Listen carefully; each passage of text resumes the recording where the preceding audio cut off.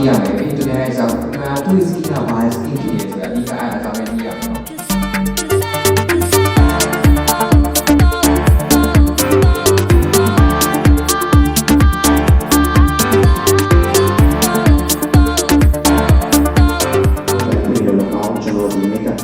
ချင်းလို့တော့အင်းကအခါရှိနေပေါ့နော်ဆိုတော့ရတဲ့အခွင့်အရေးကိုယူခိုင်းစေချင်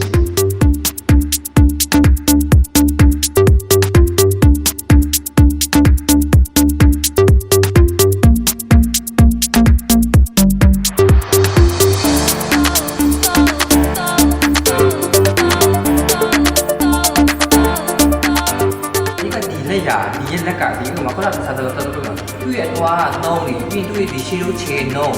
ဥမာပြောရှင်သူ့ရဲ့ဒီ break ကိုင်တဲ့အခါအဲ့ဒါတွေ့ပြီလား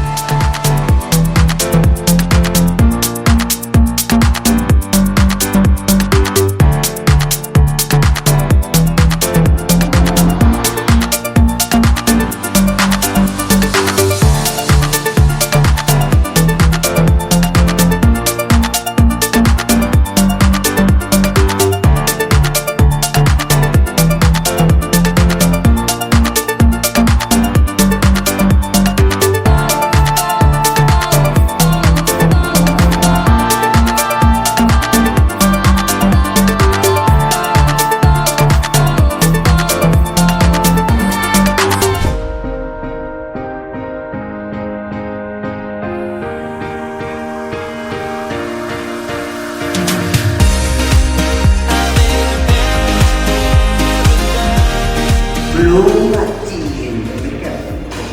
စင်ပေါ်မှာဆိုတော့ချွေးထွက်တယ်လာတယ်ချွေးထွက်တယ်လာပိတ်တိတ်